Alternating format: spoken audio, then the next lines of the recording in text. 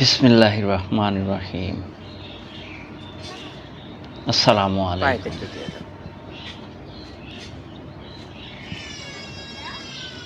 নাগাবাজারের প্রতিষ্ঠাতা গাহির আলী মণ্ডল ঈদ উল ফিতরের দিন বিকেলবেলা তিনি অনেকটাই সুস্থতা বোধ করেন। সকালে যেমনটা ছিল তার চেয়ে উন্নত মনে হয়েছিল। তখন একটু মনে আফসোস হলো যে বাবাকে নিয়ে ঈদের মাঠে যেতে পারলাম না। সেই দিন বিকেলে একটু বের হলাম মলিভিটা রোডে।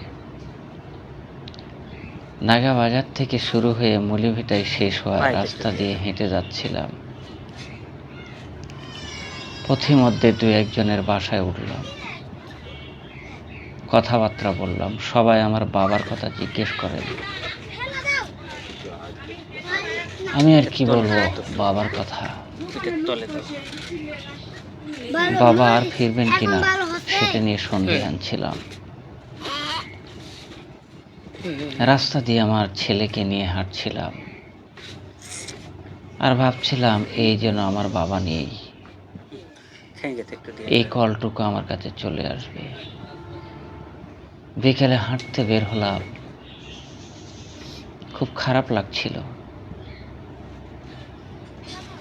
অনেক দিন থেকে সেই এলাকার রাস্তাঘাট দিয়ে হাঁটা হয়নি, তাই ছেলেকে নিয়ে বের হয়েছিলাম। কিন্তু ঈদের দিন সাধারণত বন্ধু বান্ধব বা অন্যান্যদের সাথে বীরকুচ্ছা রাজবাড়ি, বীরকুচ্ছা স্টেশন বা অন্য কোথাও গিয়ে সাক্ষাৎ করে থাকি। কিন্তু এবার মনটা ভালো নেই। বাবাকে রেখে খুব দূর দূরান্তে যেতে ইচ্ছে করে না। আমার বাবা এই যায় এই আসে, কেন বাবার এমন হলো? বাবা তো ভালোই ছিলেন, শান্তশিষ্ট স্বভাবের মানুষ।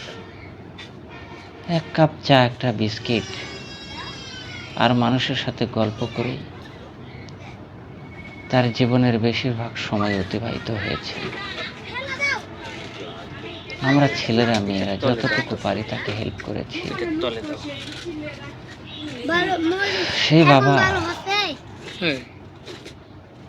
সেই বাবা আর ফিরবে না এমনটাই আশা ছিল। কিন্তু মনের একটি টান ছিল। এর আগেও কয়েকবার বাবা এমনটাই অবস্থায় গিয়েও ফিরে এসেছিলেন। বাবা নামের শব্দটা আমাদের অন্তর থেকে চলে যাবে এটা কখনো বিশ্বাস করিনি। মানুষ তো অনেকদিন আছে। আমার বাবার বয়স ৮৬ বছর,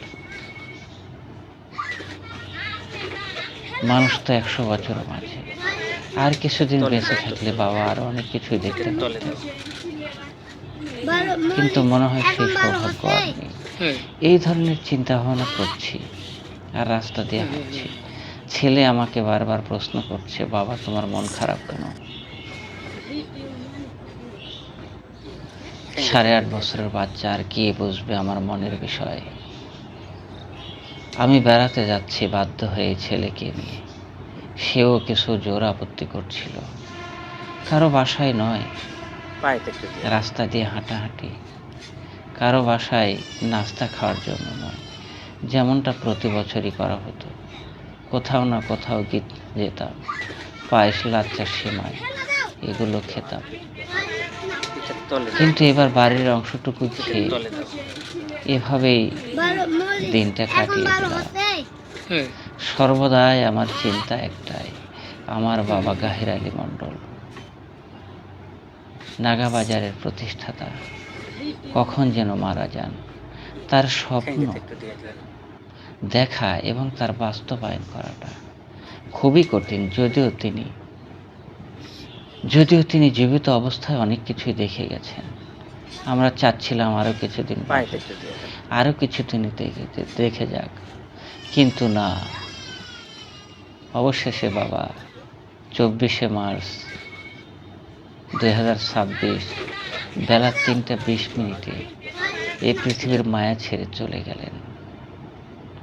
আল্লাহ তাকে বেহেশত নসিব করুন। আমিন। খোদা হাফেজ। আসসালামু আলাইকুম।